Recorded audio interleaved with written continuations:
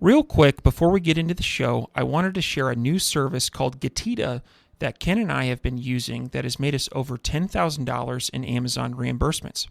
The service requires no monthly subscription, and Getita collects a small percentage of the money they recover for you. It takes less than 5 minutes to set up and works on all Amazon marketplaces. Go to Getita.com, Getida, and enter promo code FTM400. That's FTM for Firing the Man 400 to get your first $400 in reimbursements commission free. How much money does Amazon owe you? You don't have to have that in a variation. You can put the black one, the purple one, and the pink one all separately so that you can take up all the advertising space. You can take up organic rank, and you're going to, especially if you're getting in early, you're going to be able to kind of dominate those keywords that you want to dominate for. Okay, if it has demand on Amazon, I'm certain that it's going to have demand on Walmart. I mean, even, brand registry keywords, you can go and check and see what's going on Walmart with those. Do they even sell this product on Walmart yet? You could be kind of, one of the first ones to sell on Walmart. So there's a lot of really good things that you can kind of think outside the box. Welcome everyone to the Firing the Man podcast, a show for anyone who wants to be their own boss. If you sit in a cubicle every day and know you are capable of more, then join us. This show will help you build a business and grow your passive income streams in just a few short hours per day. And now your hosts, serial entrepreneurs David Schomer and Ken Wilson. Welcome, everyone, to the Firing the Man podcast. On today's episode, we are joined by Carrie Miller, a senior brand evangelist from Helium10 and a Walmart.com expert. Carrie has been in the e-commerce industry since 2016 and has worked at both of the e-commerce software Goliaths, Jungle Scout and Helium10. We are very excited to have her as a guest on the show. Welcome, Carrie. Thanks so much for having me. I'm really excited to chat with you guys today. Absolutely. So first things first, tell us a little bit about yourself and your story and background. Okay. So I actually kind of got into this whole thing by accident, which is kind of a cool story. But my dad actually took over a skateboard company in 2015. He was approached by our neighbor who said, I need help. My son was running this. He kind of ran it into the ground. So there were a lot of things that needed fixing and kind of needed a revival, I guess you could say. And so I was actually working at a miserable job. And I think a lot of people probably can relate to that. I was doing this sales job that was awful, and I was in a cubicle, and they wouldn't let us even leave our desk. They would even try to incentivize us by buying us lunch so that we wouldn't leave our cubicle. And so I was just absolutely miserable. And then I quit that job and had this kind of opportunity to take a look at how to help with this business. And they were actually only selling about $200 a month on Amazon. And I was like, I'm pretty sure I could help, increase that. That's ridiculous. It's like 2 skateboards, if that. And so I started learning all about it. They were actually selling on Vendor Central. So I went on YouTube and I learned all about how to sell on Amazon and just, the difference between Vendor Central and Seller Central. So I moved all the listings over to Seller Central and started getting some more profitability. We started getting more sales. And so I did pretty well just optimizing listings, and then decided, well, I'm pretty good at this and I'm going to go ahead and become a freelancer. So I actually joined FreeUp and was a freelancer for about 2 years. And it was funny because they asked me in an interview, are you an expert? And I was like, yeah, I had been doing it for like a few months, so I figured I was with all the info that I had learned. They did do some tests, for me so I did pass all the the tests of questions they had in terms of experts. So I did consider myself an expert at that point because I had done so much research. I did freelancing for a few years. And I actually continued even just after that, and also just been working on my business and work at Helium10 as a brand evangelist now, focusing on Walmart. So that's kind of a small snapshot of what we do. We also sell apparel now. So we've expanded out to apparel and a few other types of products. So yeah. Awesome. So cool. So Carrie, today we're going to chat about Walmart a lot. And can you share with the audience, what's the difference? David and we've done a lot of shows. We've sold on lots of different platforms, and Etsy and eBay and all these other platforms. So what makes Walmart different than those, and why should people really pay attention? So Walmart is not accepting everyone. So I think that's the first point is, they want brand owners or basically established brands. So if you're, there are some drop shippers that have kind of made it onto Walmart. They've actually been trying to get rid of drop shippers, and they really want brand owners on Walmart. So that's an important factor. So they want to see that you have a nice brand on other platforms, that you provide really high levels of customer service, that you can do fast fulfillment. So you really have to have everything in place. Whereas, Amazon, Etsy, eBay, you can really start as a newbie, which is, I think, really cool on those. But once you've established yourself on those platforms, then it's a good time to start moving over to Walmart because there's a bit more exclusivity there. They want brands. And at the same time, there's less competition right now. So it's kind of like Amazon was, 6-7 years ago when you could put a listing up and start getting sales. So those are the main differences I would see. Very nice. Very nice. Now, I live in small town Missouri, and of course we have a Walmart. And when I think of what types of products are at Walmart, one, they tend to have everything. If you need some odd thing, it's usually at Walmart. And I would also say that they have a reputation of being the low cost provider. And so in terms of like assessing brand fit, if you're selling products that you may not like envision being at a Walmart store, would Walmart still be a good fit for you? Or what would be the difference between brick and mortar and online? That's actually a really good question because that's the main reason I didn't want to go into Walmart is like my product's premium, it's way better. But the online customer profile is a bit different than the in-store shoppers. So you are actually going to see a lot more high quality products on the online marketplace, especially with the move of a lot of third-party sellers into the marketplace. So there's definitely, they're trying to increase their customer base with, incentivizing, joining the Walmart Plus program, which is like Prime. But you will see high quality, even like clothing stuff. I used to never buy stuff from Walmart, but I was actually searching and found some really nice, high quality women's apparel that you can find similar stuff on Amazon. So it's moving over and people are starting to notice Walmart and starting to buy things. I've noticed influencers recently saying, doing, they usually model like things they got from Amazon, but they're also incorporating Walmart now for apparel. So you can see a lot of that is changing in regards to the online marketplace. So, and, my product is, priced a bit higher than others. And I'm still selling on, there is demand still on there for more premium products, even from Walmart. So. Yeah, no, that's a really interesting point. Yeah. It may or may not be a good fit for, if you're Gucci, maybe not a good fit on Gucci, on Walmart, but if you have like anything, standard or what David said, like oddball items that you can find. Yeah. Now that's cool. So let's cover a little bit about what's different. So a lot of, Walmart is a fairly new sales channel, right? For online sellers are kind of exclusive and ramping up, letting more sellers come in. Like you said, they want brand owners. And so what are some of the differences? Like someone's listening and say, hey, maybe I should check out this Walmart. What are some of the differences if they sell on Amazon versus selling on Walmart?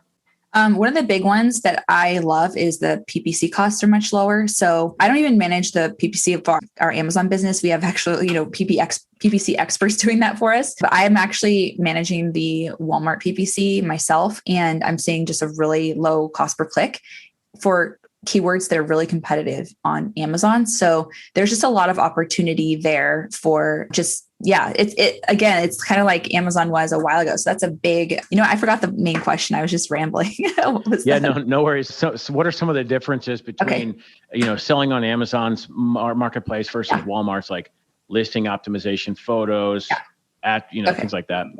Okay. So we've got the PPC stuff. It's actually really basic though. I will say it's, you can't do negative targeting. There's no video ads or things like that unless there's some brands can do some bigger kind of banner ads and things like that, but it's very basic PPC. So keep that in mind, but you can, get some good traction on some of these big keywords. And in terms of the actual listing itself, if you are an Amazon seller, you're going to have an easy time just assimilating to Walmart because you already know how to create really good content. You already know how to create good images and kind of creating a story for your product in the images. So really you just have to, convert it over to the format for Walmart. So, that means the description and the bullets are different. A lot of people, you can actually tell when somebody just copied and pasted their Amazon listing over, and Walmart doesn't like that.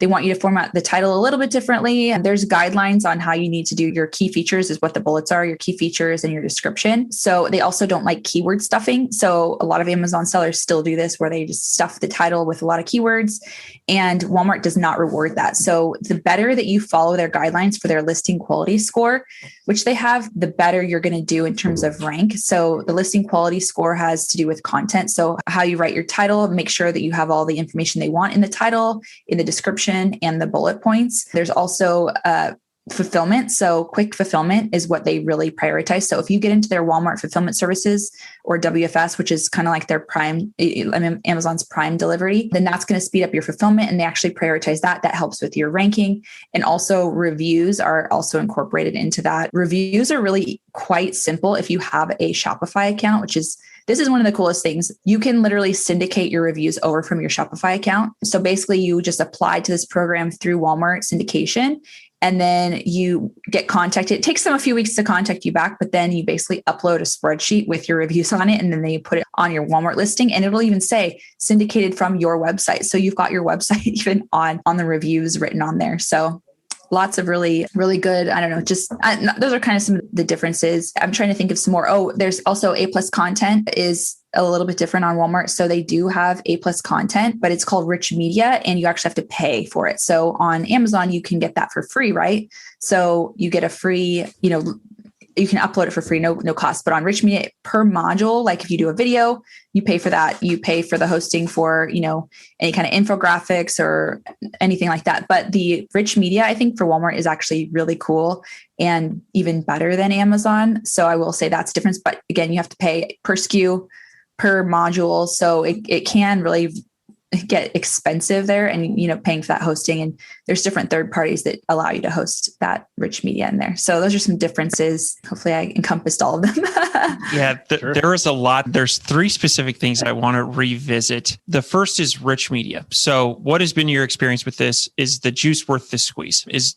Does your conversion rate go up enough to justify the cost? So I don't know if you saw this, but they actually had rich media down for probably almost a year. They actually had it going, and there was a lot of data that showed that there was some conversion increases with the rich media, but then they took it down, and you could only do the description and the key features. So they just recently re-implemented it where you can do video and the rich content with, the infographic or kind of comparison charts. You can do different infographics with videos, a lot of really cool stuff. So we still have to kind of test more on how much it's going to increase conversion. So I think the jury's still out, but I do think that, the better you can enhance your listing, the more sales you're going to get, just because the prettier you make it, it makes it more attractive to people. But I think, because they're just rolling out the modules again now, I think we'll have to kind of revisit that and do some more testing. But if we look at the results that we get from Amazon, we can probably transfer that over to Walmart and say, yeah, it does help with conversion. Now, in terms of how much, that's a question. You'd have to pay itself off, right? So, yeah, absolutely. Point number 2, I wanted to revisit. We were talking about importing reviews from Shopify. I remember when I set up a Shopify store once, there was a plugin that you could import reviews from Amazon. Yeah, and we've got, a lot of our listeners probably have some Amazon products that have a moat of reviews, 4,000 or 5,000. Can you go from Amazon to Shopify to Walmart? I actually think you can.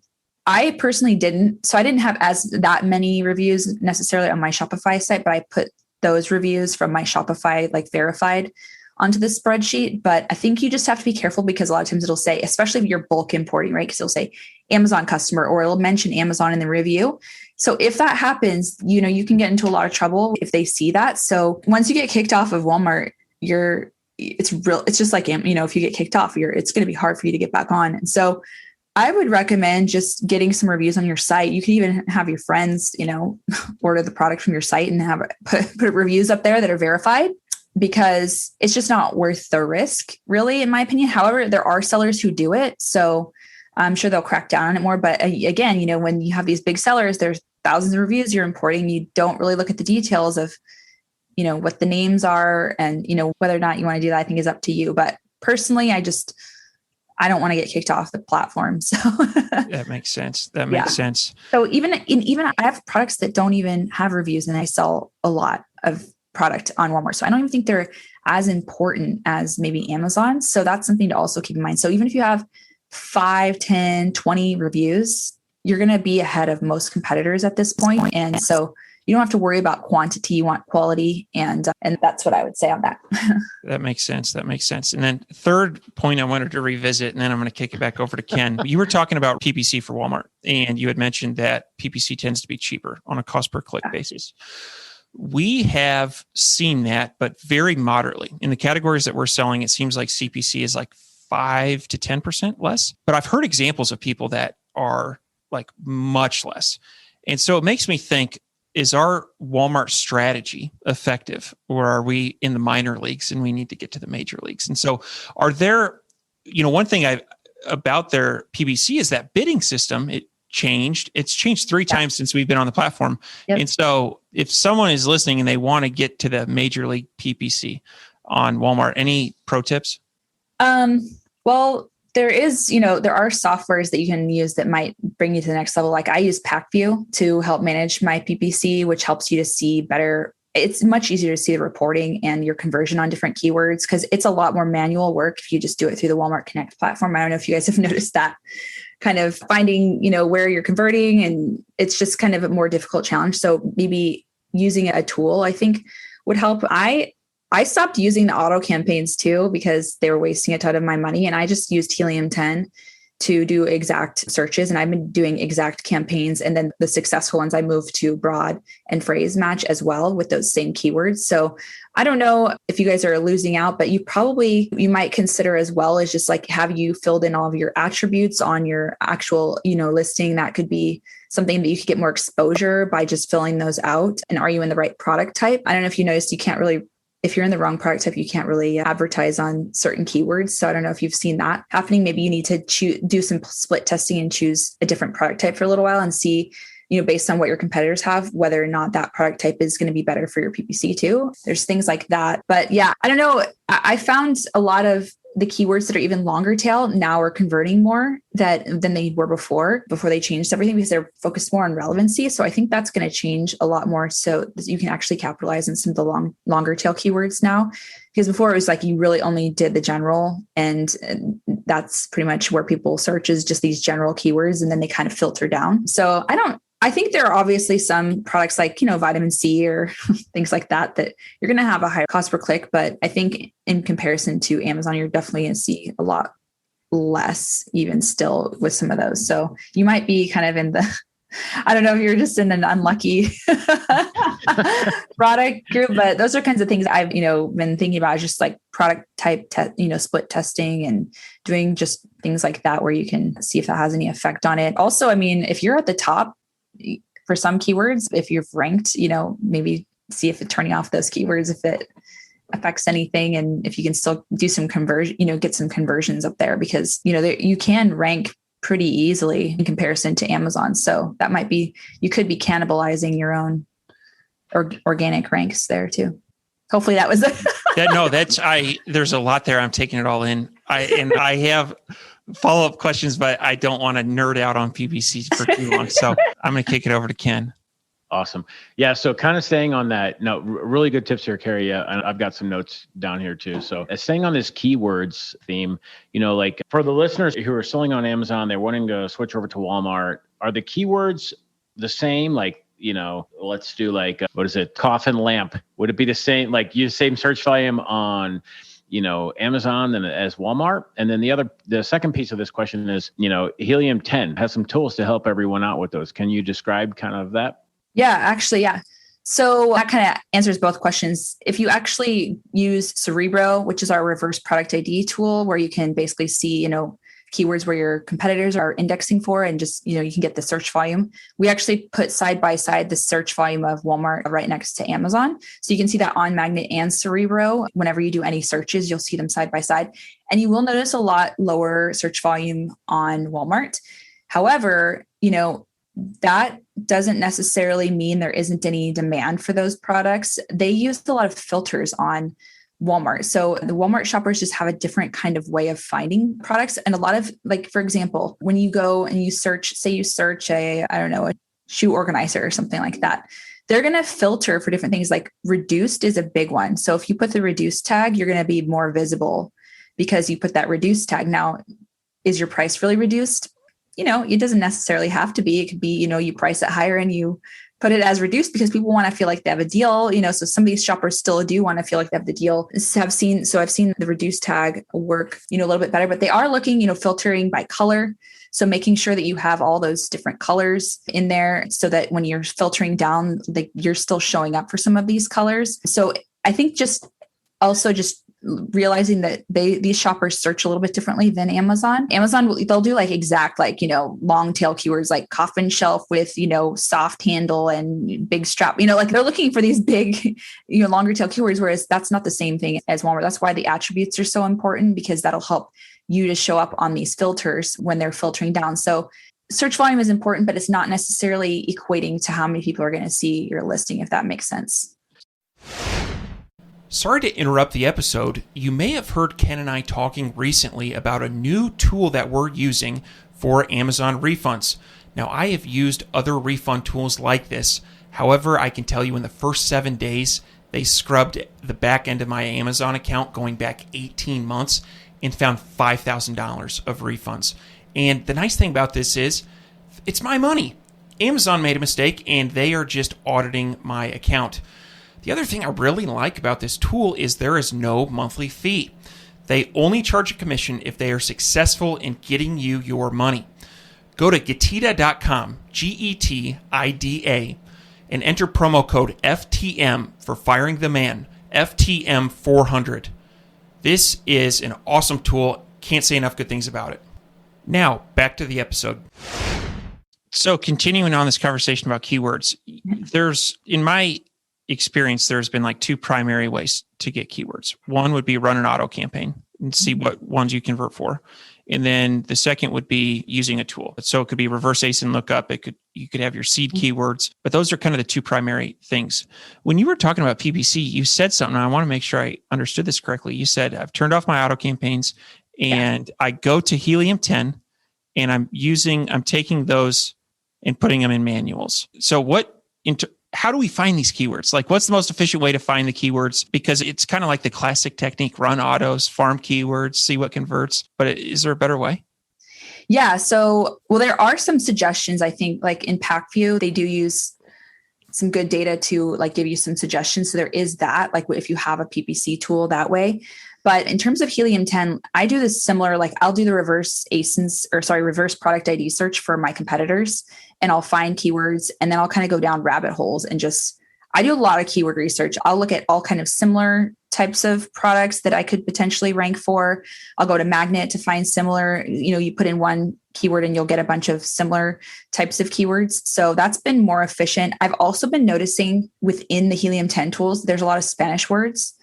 So we don't have a filter yet for, filtering out those Spanish words, but that I did notice when I did have an auto campaign going that I was actually converting for those Spanish words quite more than I expected.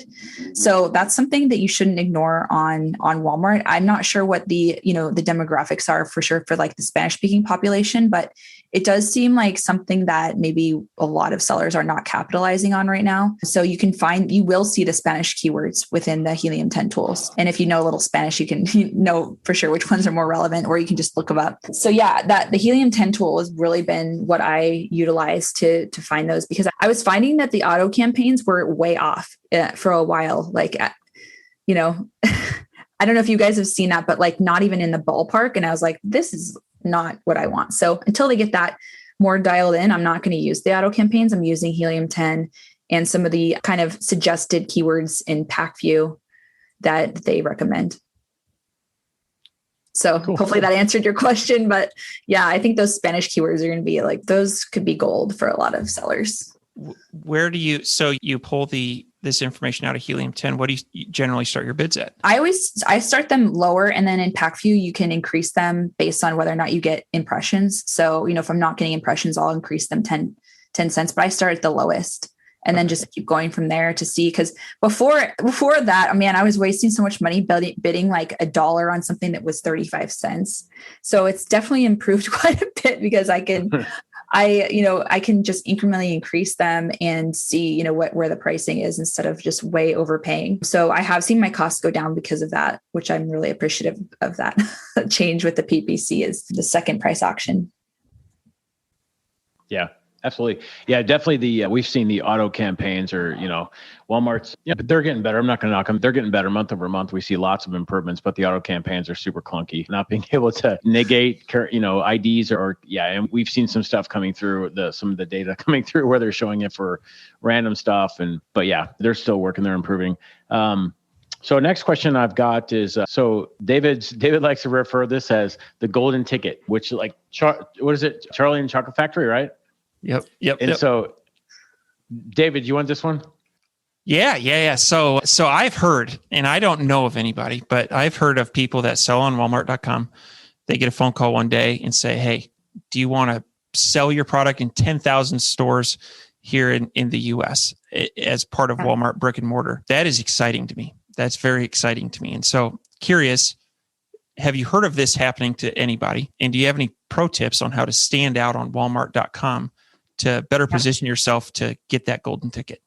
That's a really good question. Yeah. So it's funny, before I even started selling on Walmart.com, we were trying to do some retail. And so we were, cold calling kind of, and they basically told us, we won't accept you until you prove yourself on the online marketplace.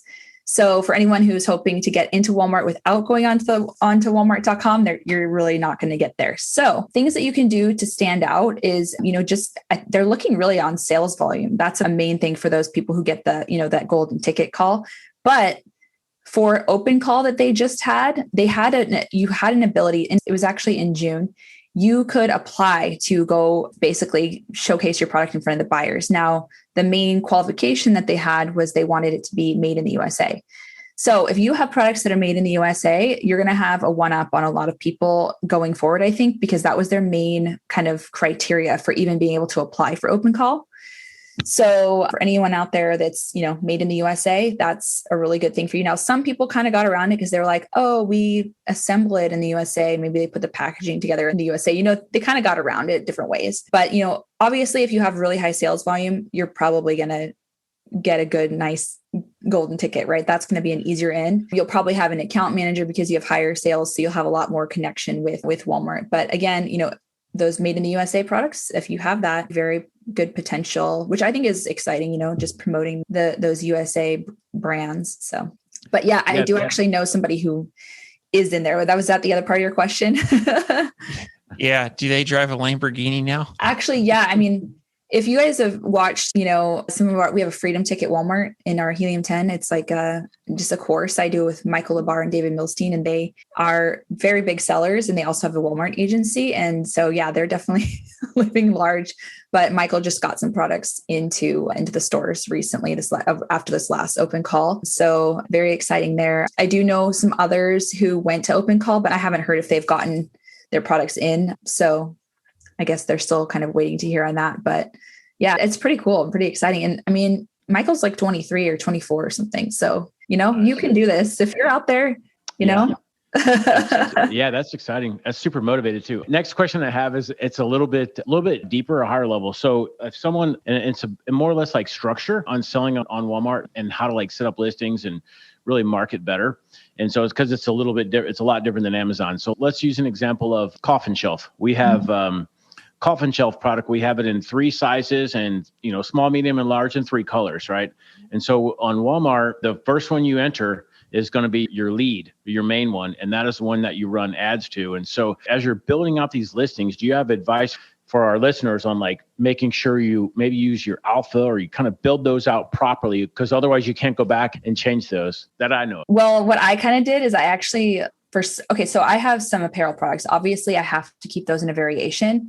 So what I did on those is I put the different colors in different variations, and then just had the sizing as the variation, so that I can take up more real estate. So I can advertise all of those colors instead of just the one color with the parent basically listing, or the kind of like the base image or base listing that they talk about. So I kind of utilize that strategy because I learned that from Michael, from his kind of strategies. It's just as real estate, when it comes to advertising, or even just Amazon, the more you take up, the better you're going to do. So I have another product that I could very easily put it into a variation, but I didn't. I just kept it all separate. And, kind of like coffin shelf, that would be a perfect example. You don't have to have that in a variation. You can put the black one, the purple one, and the pink one all separately, so that you can take up all the advertising space. You can take up organic rank. And you're going to, especially if you're getting in early, you're going to be able to kind of dominate those keywords that you want to dominate for. So other people, they do put the variations all together. But again, you can only advertise that one base. And you get to choose which one is kind of like the parent listing. So you get to choose. And so obviously your best selling color would probably be the one, if you did put them all in the same variation, you want to choose that best seller to do. But I kind of did it strategically. So you'll see on some of the keywords I'm bidding for, you can see like because there's a bunch of campaigns too. In my PackView account, you can see it's kind of getting messy, to be honest. But when you see the keywords, you'll see my product across the top. So. Okay, cool. Yeah. It makes sense. Taking a lot of real estate. That makes sense. I want to summarize this real estate with an example just to make sure I have this right. So you've got, say, small, medium, large in blue, black, and green. So you would set up 3 parents with 3 children for each? Yeah. So I do my one for blue and I do a small, medium, large. That's one listing. And then I'll do a green, small, medium, large. That's another listing. And then, purple, small, medium, large. That's another listing so that I can advertise all those colors. Otherwise, if you put them all in the same variation, you're only going to be able to choose the one base listing to showcase. So there's also color keywords, so like, purple t-shirt, you can't, if your base isn't purple, it's not going to stand out. Right. So for me, that's the strategy I think is most effective because I can take up more real estate and I can really dial in on those keywords too for better conversion. That's really interesting. I was kind of always of the Amazon mindset where you pile all your variations under one listing so you can have a bunch of reviews. That's really, but with the way PPC is structured, that makes sense. Wow. Okay. Well, the wheels are turning. So final question before we get into the fire round. Helium10. We're huge fans of Helium10 in all of their tools. And so for somebody with a subscription to Helium10, if you're building a Walmart toolbox, what tools are you using? How are you using them? Yeah, so on and so forth. What strategy would you build around Walmart specifically as it relates to Helium10?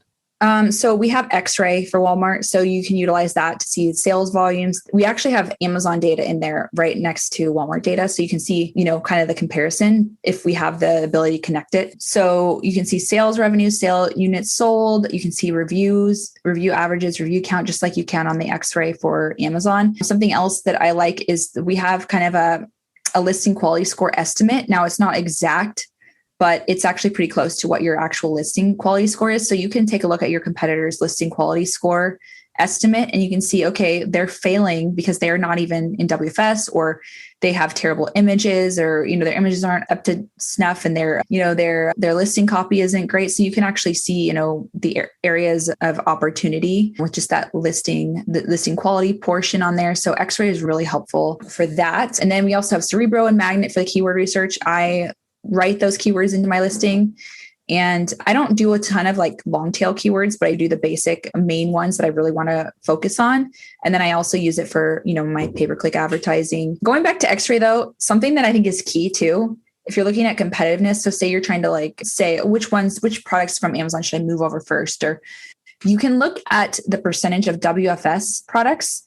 And if there's a high number of WFS, you're going to know that's more competitive because, ranking is really even Walmart has said that they're really emphasizing using WFS or Walmart fulfillment services. So if you get into that, you get some ranking juice. So that's another key element that I forgot to mention on X-ray. So those are all kind of key components. Cerebro Magnet, again, for those keywords for your PPC, for your listing, really all very important. We also have a keyword tracker. So keyword tracker, you can track up to 250 keywords. You can see the search volume in there. And now you can see organic and sponsored rank at the same time. Now, before when you could only, I don't know if you remember this, but on Walmart, you could only see either your sponsored or your organic. And then they changed that whole thing. So now you can see in keyword tracker, your sponsored and your organic rank without having to turn off your PPC to see where you're at organically. So you can keep track of all of that. And you can also do boosts. So you can track it every hour if you wanted to. You can track competitors and see where they're ranking. So keyword tracker. We also have profits, which is going to give you an easy overview of your profitability on Walmart. So you don't have to, go to your accountant every time. You can kind of see a breakdown of your products. You can see maybe which ones are winners or losers or where you might need to improve. So all of these are really helpful. And we don't have black box currently for, finding new products on Walmart, but it doesn't mean you can't use the black box for Amazon and then go over to Walmart and use X-ray to determine if it's a good product. That's kind of my strategy is just, okay, if it has demand on Amazon, I'm certain that it's going to have demand on Walmart. I mean, even, brand registry keywords, you can go and check and see what's going on Walmart with those. Do they even sell this product on Walmart yet? You could be kind of, one of the first ones to sell on Walmart. So there's a lot of really good things that you can kind of think outside the box. And it's kind of like the Wild West in a way, but then, it's exciting. So lots of opportunity. Very nice. Awesome. Very nice. Before we get the fire round, it's not every day that we get to talk to somebody from Helium10. And if it's all right with you, we love Helium10 tools, and we came up with a wish list of things that we would love to see. And I'd love to share those with you. Yeah, pen and paper. Very briefly. So would love to see Refund Genie on Walmart. Would love to that. Yeah. Big fan of that tool on Walmart. And I know WFS messes up because we found some on our own. So it makes me wonder, what are we missing? Split testing for price on both Amazon and Walmart. And I don't know, it would be awesome to link up to Adtomic to measure your PPC, and then link up to profits so you can measure parent level profitability, and also link up to conversion rate and BSR. That's all my wish list is very specific. That's really good. But anyway, those are, like I said, it's for those of you who are unfamiliar with Helium10, go check them out. And we'll leave a link to the show notes in the show notes for you to check that out. But yeah, that's our wish list. Good.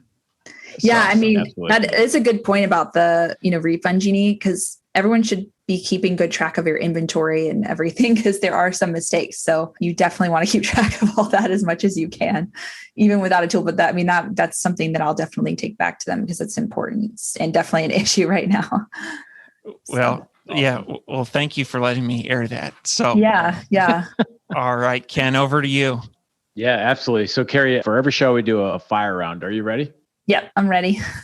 All right. What is your favorite book? My favorite book is The Count of Monte Cristo. I love that story. I also love the movie too. So both of my favorites. I know it's not a self-help book, but there's a lot of elements of life and just, overcoming obstacles and, not letting difficulties hold you back for your future. So a lot of good self-help within this story, I think. Yeah, no, absolutely. And, too many self-help books, you just go off in one direction. So you might have to, it might be time to level set, right? So yeah, that's awesome. What are your hobbies? I have quite a few. I really like line dancing. That's one of my favorites, but I love rollerblading, hiking. I live, in Southern California. So we've got a lot of good hiking trails, and going to the beach. I really like to travel. Scuba diving I've been scuba diving since I was 13. So been a lot of cool places doing that. So yeah, those are kind of my main.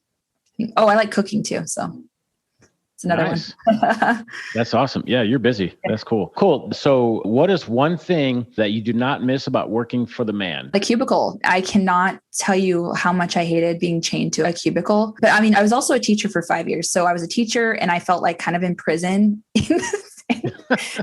And so that's kind of how I remember, just because you can't leave. Like you can't, I need to go to the bathroom. Like you have 3 hours so you can go out and, just be a normal human. So it's just like a really challenging thing. But, just being in a cubicle, I remember thinking I think it was probably a little over 10 years ago. I was like, I'm going to work from home, or I'm going to get out of this, because I cannot do this forever. Like it was, did you guys work in cubicles?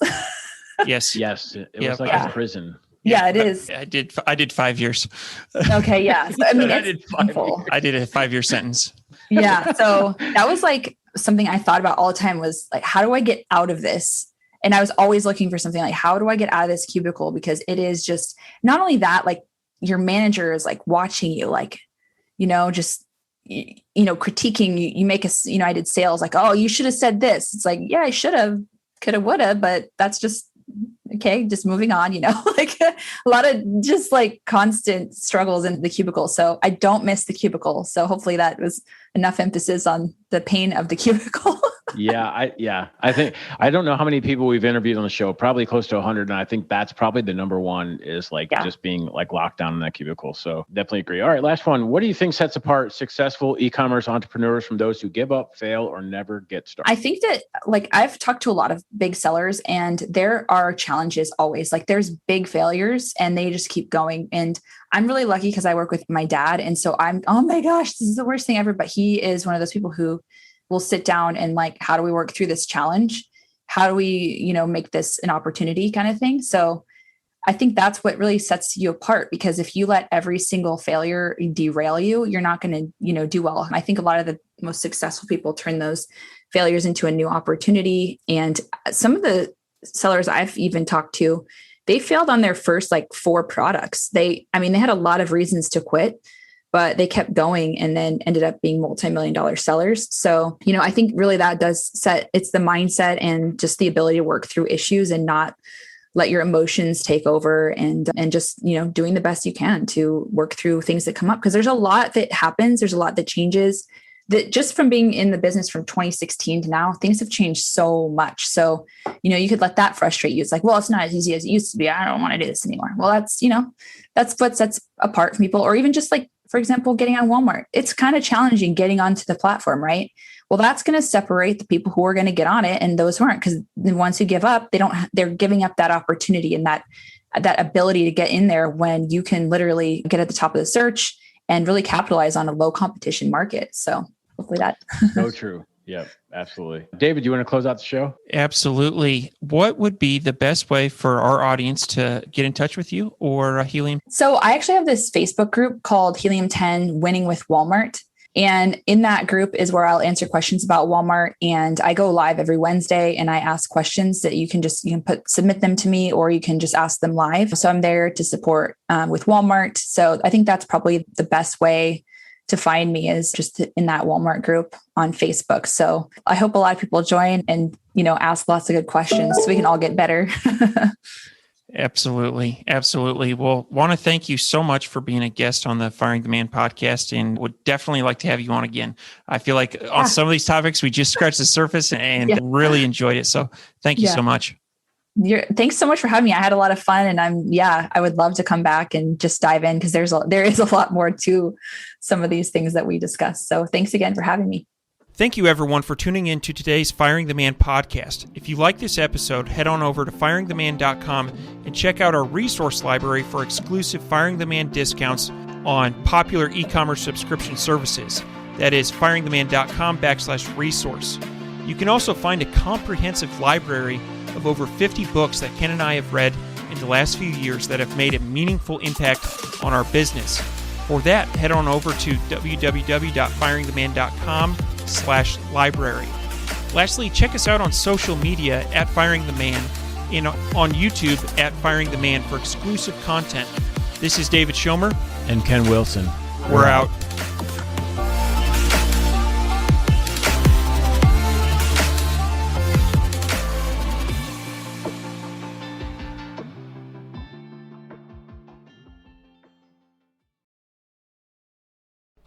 Before you go, we wanted to share a new service that Ken and I have been using called Getita that has made us over $10,000 in Amazon reimbursements.